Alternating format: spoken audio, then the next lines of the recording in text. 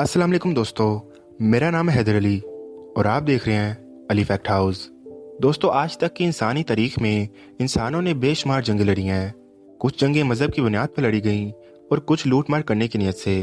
नेकी और बदी की जंग अज़ल से जारी है और अब तक रहेगी। मगर आज मैं बात करने वाला हूँ जंग लड़ने के तरीक़ों पर। पुराने ज़माने में जंग तलवारों से लड़ी जाती थी, मगर वक्त गुजरने के साथ साथ इसमें बदलाव आना शुरू हो गए।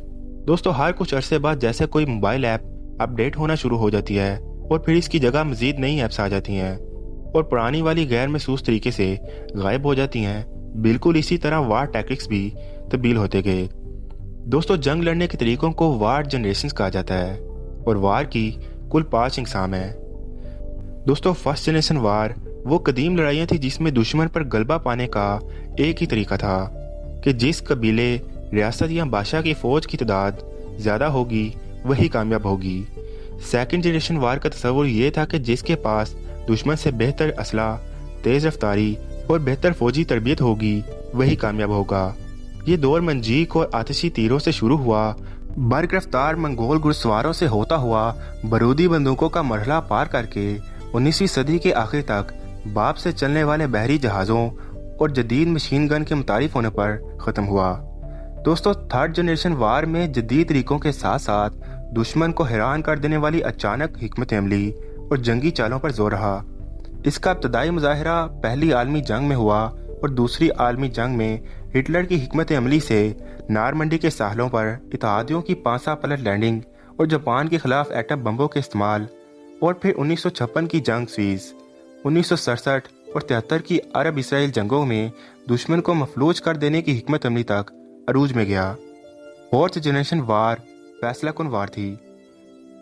बेपनाह ताकत का इस्तेमाल करके दुश्मन को मफलूज और मगलूब कर देने वाली हिकमत अमली का मुजाहिरा था। कुवैत पर पूरी कुव्वत के साथ अचानक इराकी कब्जा, इराक को कुवैत से सिर्फ 72 घंटे में खुदेर कर निकालने की अमरीकी इत्तेहादियों की फैसला कुन हिकमत अमली, और फिर इराकी फौज का दुराने पसपाई कुचला जाना। 9/11 के बाद अफगानिस्तान पर बमबारी और 2003 में इराक पर मुसलसल बेपनाह बमबारी के बाद अमरीकी बरी फौज की बगदाद तक तेज रफ्तार पेश कदमी, ये सब फोर्थ जनरेशन वार के नमूने हैं। मगर ये फिफ्थ जनरेशन वार है क्या? 90 की दहाई में इराक की मुसलसल इक्तिसादी नाकाबंदी के जरिए इसे अंदर से खोखला करना, इराक के केमिकल और एटॉमिक असले और वसी तर तबाही के हथियारों के जखीरे और सलाहियत के बारे में झूठे प्रोपेगेंडे के जरिए इससे बैनुल-अक़वामी तौर पर तनहा कर देना, इसके बाद इराक को मुकम्मल तौर पर फतह करना बच्चों का खेल साबित हुआ। दोस्तों, फिफ्थ जनरेशन वार दरअसल प्रोपेगेंडा वार है। इस वार में फौज बराह रास्त जंग में शामिल नहीं होती और ना ही इस जंग को मैदान जंग में आमने सामने लड़ा जा सकता है। ये जंग डिजिटल मीडिया और सोशल मीडिया पर लड़ी जा रही है।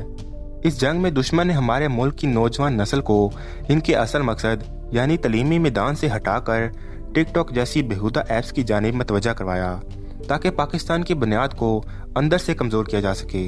इसके अलावा आए दिन सोशल मीडिया ऐप्स पर पाकिस्तान फ़ौज के खिलाफ ट्रेंड्स लाकर अवाम को फ़ौज के खिलाफ करने की कोशिशें भी फिफ्थ जनरेशन वार का ही हिस्सा हैं।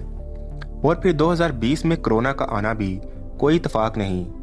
इसी से दुनिया भर में लाखों मौत हुई और इस वबा के असर से दुनिया भर की मीशत को तबाह करवा दिया गया।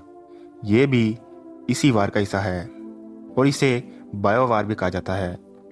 दोस्तों, पाकिस्तान के army chief general Qamar Javed Bajwa कई बार ऐसे इशारे दे चुके हैं जिनसे फिफ्थ जनरेशन या हाइब्रिड वार के हथकंडों से चौकन्ना रहने की जरूरत उजागर होती है।